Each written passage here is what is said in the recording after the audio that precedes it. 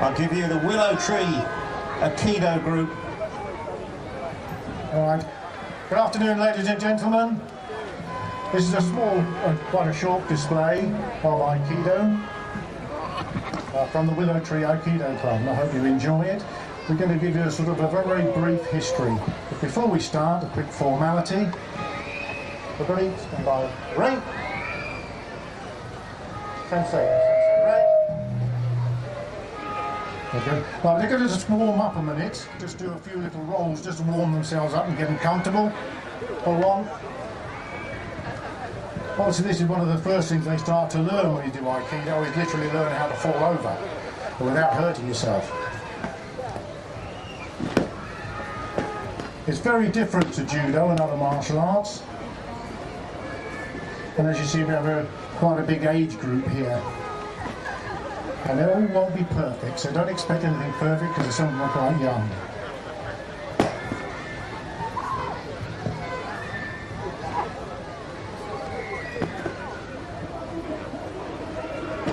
Okay, over the two juniors. Two juniors in the middle. Down again, quickly.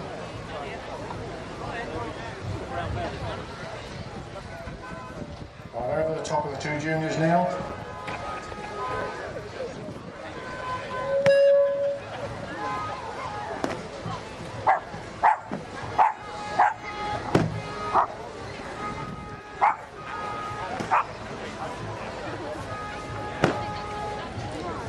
Happy day? Right, they're all sort of warmed up enough now, I think. We're going to start off. The display will show a little bit of martial art history, in a way. We're not starting off directly with Aikido. Many Japanese martial arts have their roots in Jiu-Jitsu, so all these new ones you see around you are slightly different to those days of old, when the techniques are a little bit more forceful, shall we say.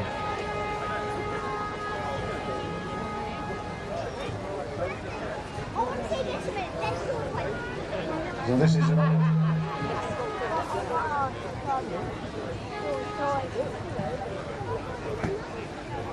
these are more vicious techniques.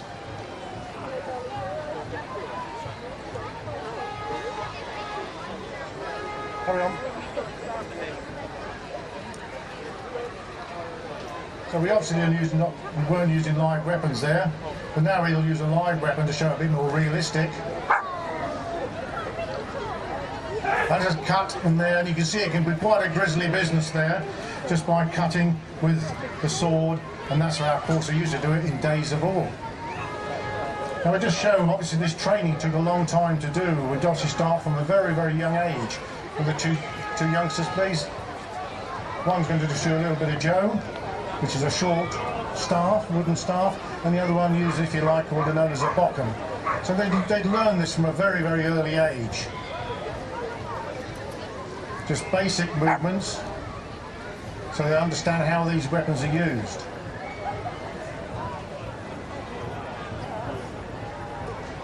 And from there things increase, yame, until they reach adolescence and they start getting a little bit more adventurous. So that could have Jo too. Jo, please, Ed and Christine. So now we start going against the various weapons. Again, this is all Jiu-Jitsu. This is nothing to do with Aikido as such. Just showing how we would be able to be using these weapons.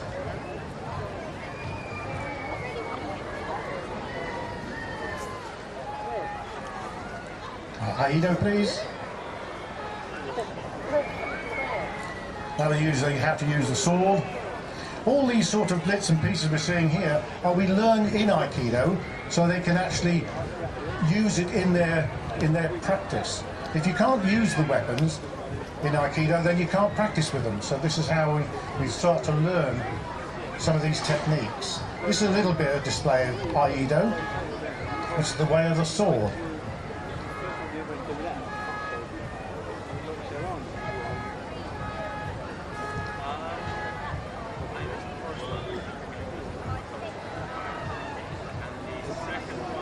These are all very, very controlled movements. And then we move on to a little bit of, well, we've not got the judo people here, but we go on from here and we just show how we start to move around in Aikido. As soon as he's finished here.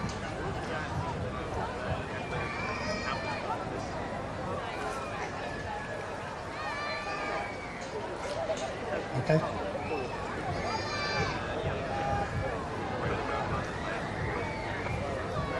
Most of these techniques, of course, are learned to maim and kill your opponents, or whatever. But there's a man called Moreo Shiba who started Aikido, and he went up the mountains. He didn't like all this martial arts side of it where everyone was killing each other, and so he decided to have a self-defense method. And he learned this up in the mountains by looking at the nature really around him, circular movements. And he incorporated these circular movements into what is known now as Aikido. So this circular movements are movement only to start with. Is what they're going to show now, just how they do the avoidance. So this is the way you would sort of avoid people, by using the arms to defend and moving your legs to get out of the way, but not too far away where they can't do a technique. Now this looks easy, but if you stand there yourselves and have a go at it, it isn't. You've got to make sure your balance moves with you all the time and you are in harmony with your body. And it's not as easy as it looks. And rather than meet force with force, Aikido blends with the attacker. Come, pull. So we see that same movement now, but with an actual technique.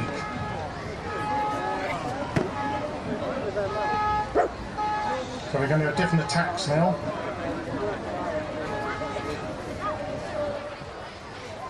So we're using this rounding technique all the time, and all movements with the arms are also in a circular motion.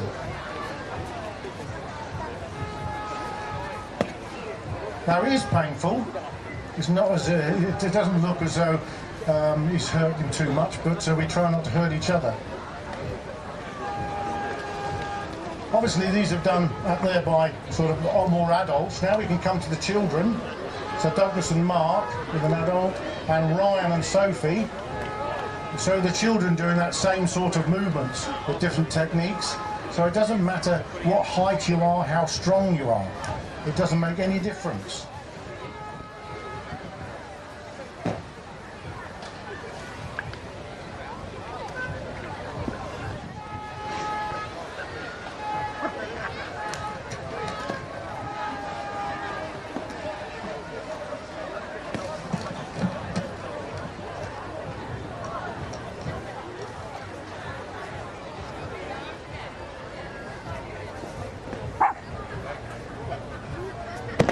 And these early movements are learned more or less from day one of starting off in Aikido. So you know what you're seeing these youngsters doing, they've been doing it for quite a while, but nevertheless they do, everybody starts in the same way. Okay, Yame? And once these basic movements have been mastered, it becomes slightly more complicated, but all these, whatever we do, it must flow at all times. So we now start off with the seniors now, with Ed and Mark, to do a few more techniques with this flowing movement, which incorporates and encapsulates what Aikido is all about.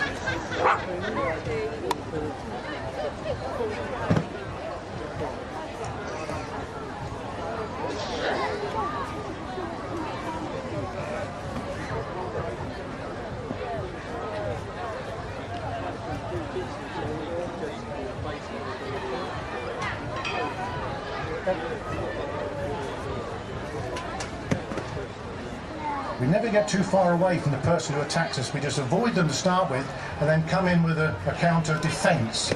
We never ever attack, we always defend. Okay, Yame, after this one.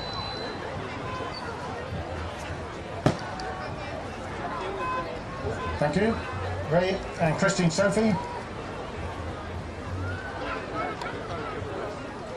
You're probably familiar with a lot of these attacks, of course. These are just done from the side and to the top of the head. Of course, they can have a bottle in their hand or they can have a knife.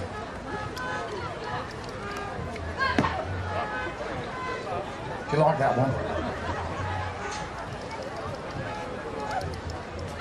See the way the avoidance is done there? They move away quite swiftly. It looks easy to do, but it's in fact quite difficult.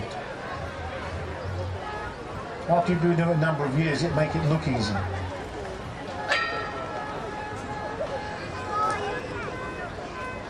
So we just put a bit, repair the mat as we go.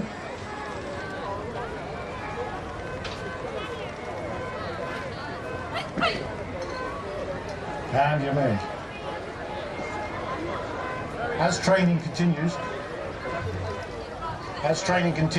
so does the introduction of an aspect known as ki.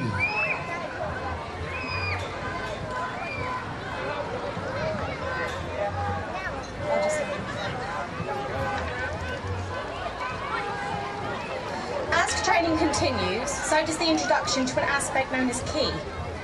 This phenomenon has been known in the Orient for centuries. The ability to apply all the body's strength in one area or a number of areas at the same time, creating great power. This ability must not be confused with strength. This demonstration shows that no strength is required and that training is the only way to improve your ki.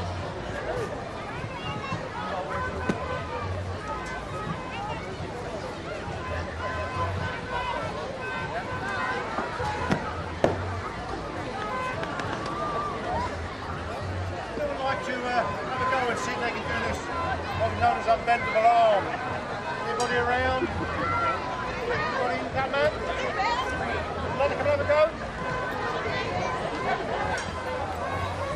Go on the side here so we don't step on the mat, sir.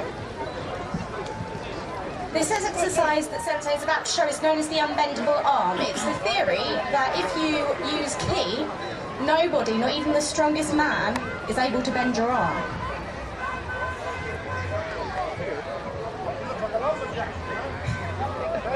He's going to bend my arm. If I use strength, I'll use some strength. I'm using strength. Not really great with yours. If I don't use any strength at all, you can just, you can carry start now. When you're ready, you can start. Yeah? So it's just a phenomenon which we've all got, and it doesn't matter if I just move it, I can move it, it's going to have a heart attack. It's going to have a heart attack.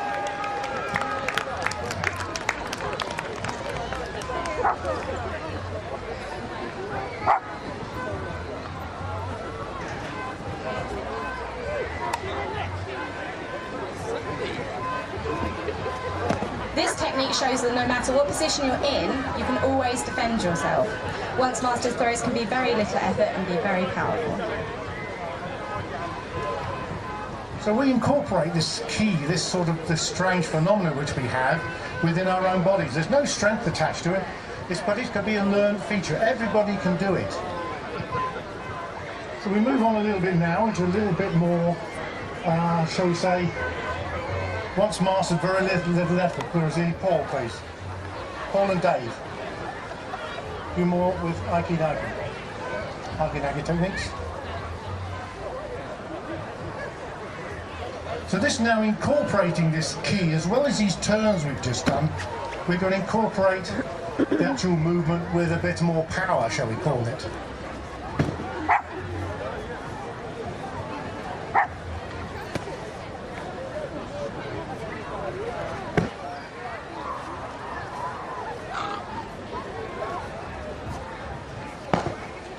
Now it doesn't look as though much is happening, but there's a lot happening in the technique. The locks go on as they come round, and if you try to get out of that lock, you end up breaking your arm, so you have to go with it. And if you don't go with it, of course, it gets rather grisly. So that's what these techniques do. Weapons, which we've got quite a few laying around here, play a huge part in Aikido training, as we saw earlier with the Jiu-Jitsu. We have to learn how to use them and defend against them. So we're going to do some weapon techniques now. Obviously we could in the outside world use clubs, bottles and all sorts of other things, but we tend to use the traditional type weapons. The first one is Jo techniques. Jo Tori. This is taking a wooden Jo off an opponent.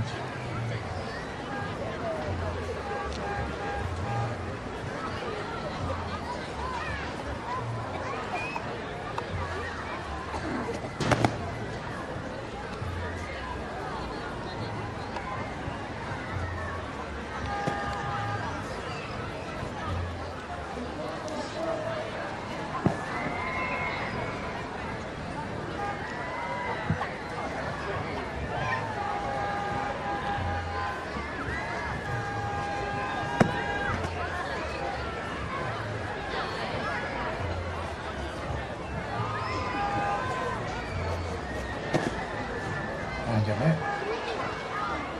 Now look at some actual sword techniques. We're going to use a bokken in this case, which is a wooden sword. However, it's a weapon in its own right. Although it just looks like a katana, this is what they used in fact to start training and as a weapon if you didn't have a sword.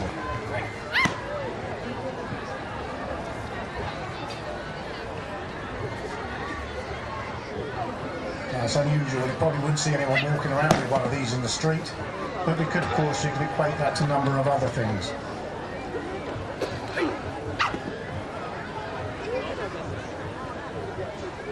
And the one that applies mostly over here, or most parts of the world in fact, is of course knives. And we're going to use a wooden one, just in case any slip-ups and we get a bit of colour on the map, which I'd rather not. So we're into a little bit. Sophie and Ed, please. Tanta.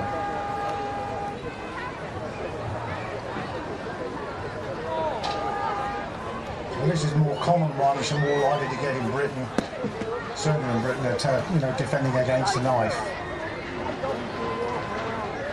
We within the Willow Tree Aikido Club start training very early, even into juniors, using knives, etc. However, they do stress they are wooden ones they use with the juniors. However, the seniors do train with the live blade, which is the real ones.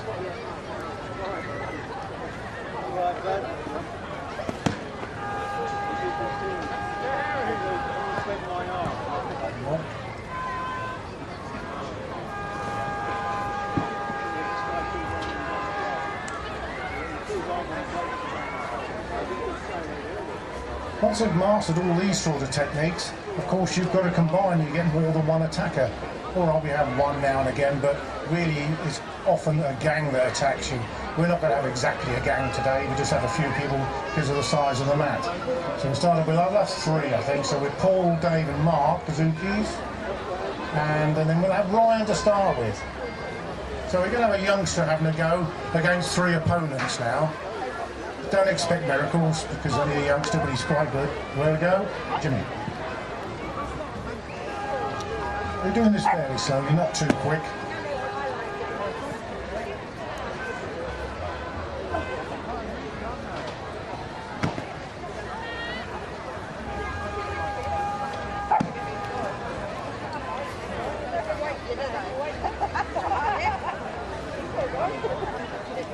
We're going to switch over now to Douglas. Douglas using the same mookies. Straight up quick as can. Go. Jimmy. Now he's going a little bit quicker here. As obviously it does happen. So he's missing.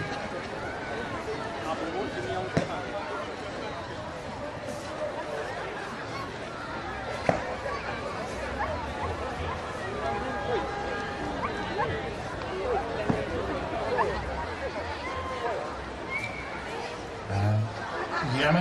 Then the intensity starts to get a bit more as we're getting a bit bigger in the ages now and more experience. The middle sort of. Haven't got Paul, please. I'll change the Yukis to Mark, Ed and Sophie. Change your position. Jimmy.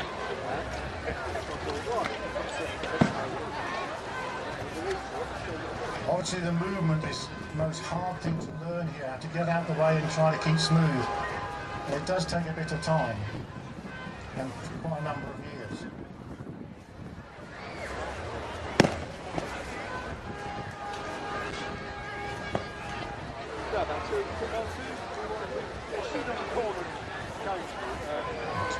So change over to a senior downgrade now, to Sophie, Christine, Ed, Mark and William.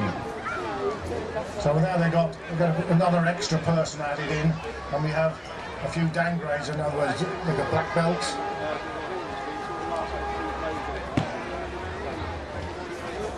That's fine, as long as you miss it, you've done the avoidance, that's fine. Don't have to necessarily do a technique provided they've gone.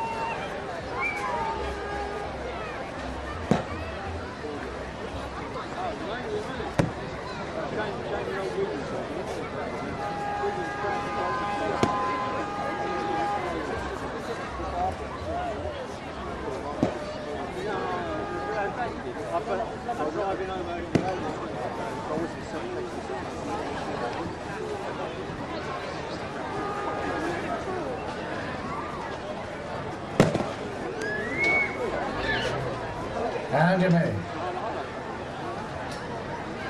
This has only been a very short display. A lot of these techniques can be just done really without even touching them, or hardly touching them at all.